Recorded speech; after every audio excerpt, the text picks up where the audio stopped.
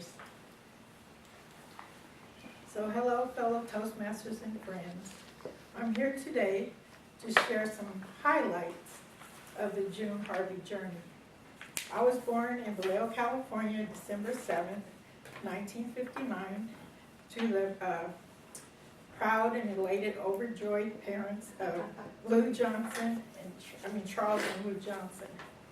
I resided with them for 18 years. My childhood was stable and loving and really nothing out of the ordinary. No, it was good. Being an only child, though, my mother made sure she kept me active in almost anything she could think of. She kept me active in ballet, tap. She took me to convalescent homes. She went to concerts, like when I was 15 and 16, she was in an Icebreaker concert with me, and back in that time, parents didn't get high like some of them do now, and so I looked over, my mom was nodded out high because there was so much stuff, the weed going on, so she was just really avid. She was really avid with taking me all around and getting me places. So in junior high, I would say I was a typical teenager. I went to school, I got good grades. The only little thing I used to do, my mom used to tell me I couldn't go out, and I used to love to dance. So I used to sneak out the window, go get my party on. I also used to, what else? I used to do I had a few drinking runs. Drank with some friends, got sick, had to call Earl. You know what Earl is? Throwing up, calling Earl. So, next highlight, after finishing school in the Vallejo schools, I went to Sacramento, and I went to Sacramento State University. I earned a degree in public administration with a concentration in HR.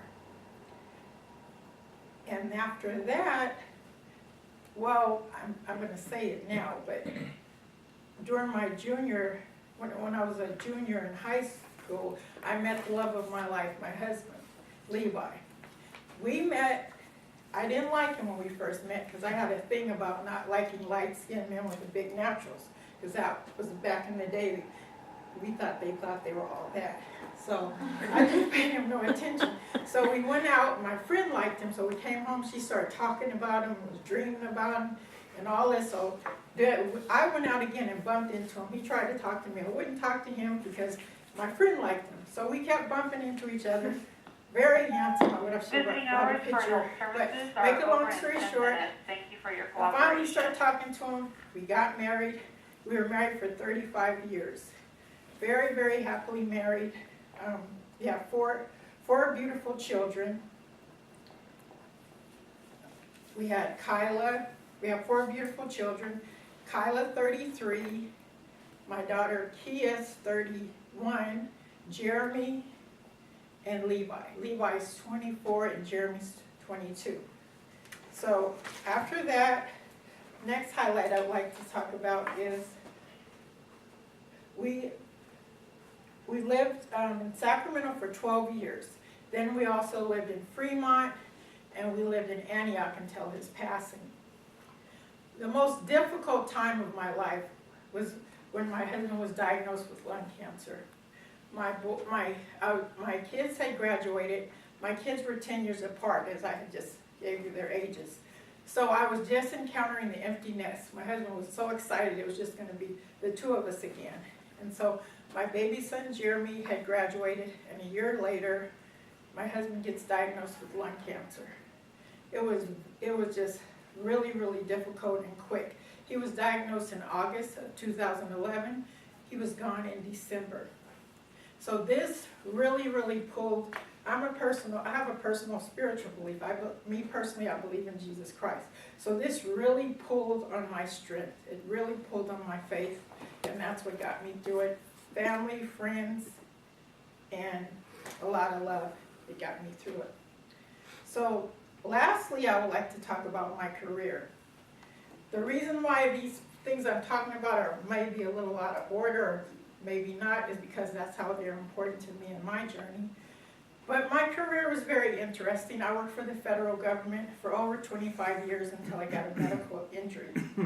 I worked for McClellan Air Force Base in Sacramento for 10 years, and then I did the remainder of my career in nonprofit for San Francisco. I was blessed, and I'm still blessed, to have worked in at least 10 to 12 agencies in San Francisco in mental health, working with clients with mental illness, substance abuse, and HIV histories. When I was in junior high school, I always said I wanted to work with the brokenhearted. So I feel that I'm blessed that I've been able to do this, and I continue to do this. And I feel like it's a fortuitous opportunity. Thank you.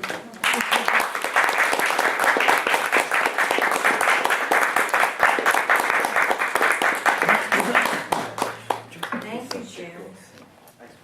Anxious to hear about June's life. I'm gonna pull double duty here. So please write your comments down for June on the evaluation. Feel free to give her some feedback.